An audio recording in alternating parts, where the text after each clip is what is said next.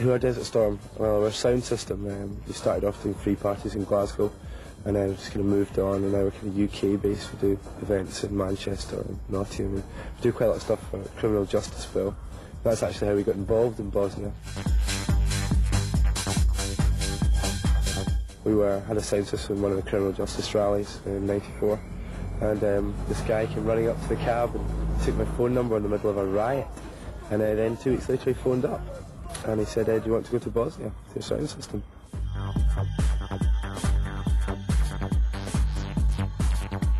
We've been there before, doing parties with aid convoys. We've been out there twice, last winter and this summer just there, and we're going back now on our own to try and get to Sarajevo this time. We've been to Tuzla and a few other places before, but we really want to get to Sarajevo and do something now. The ceasefire's in place.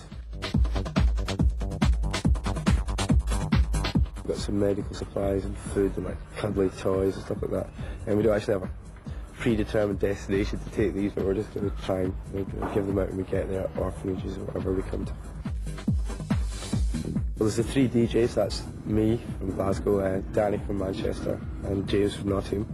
Then we've got Simi coming, he's from Glasgow, he fixes all the electronic stuff, he's quite a strange character. Then we've got another strange character coming, Joe, he's Danny's friend from Manchester. And we've got Kerry, James's ex-girlfriend, she's coming. How many sound systems go to war zones?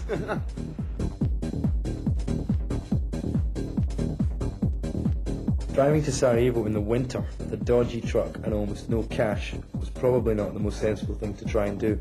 But after hearing about the ceasefire, we just had to get there and take part in the peace celebrations. So we packed up the truck with the sound system, as much aid as we could, and set off across Europe playing fundraisers along the way.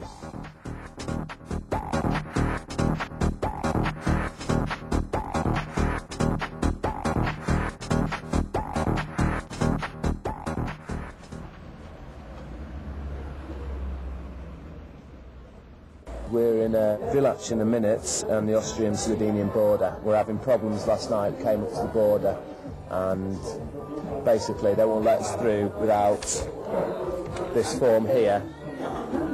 On this form here is a statistical value for all our equipment, and on here it says 4,300, which is true.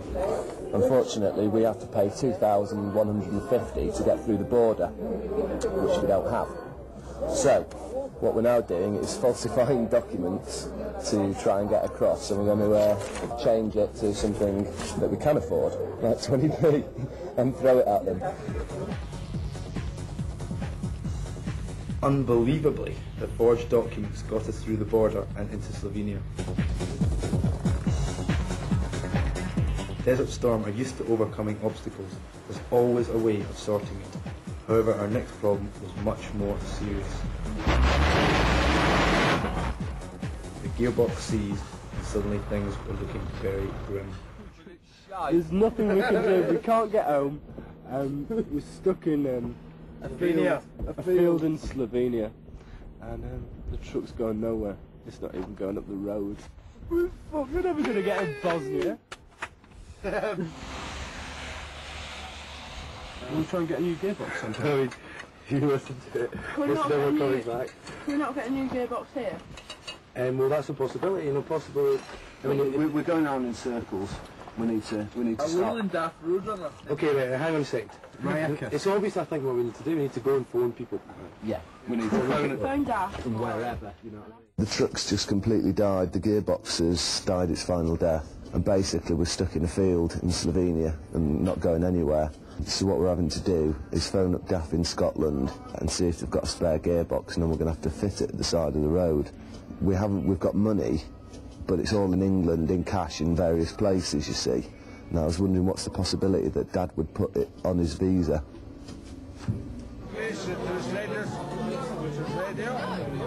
Yeah, really, it's really big. We set up our headquarters in the local village bar.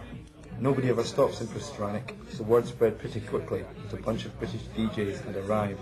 Most of the village came to the bar to meet us, and we didn't have to buy a drink all night. So we're all on the... Myself, I'm on with the barmaid.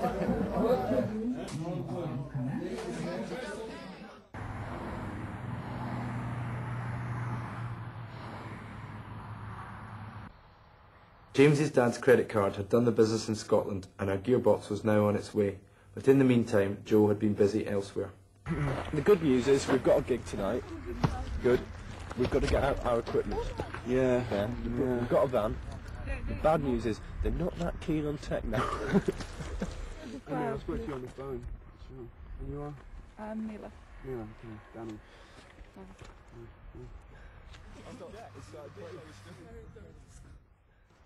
Groovy. Danny.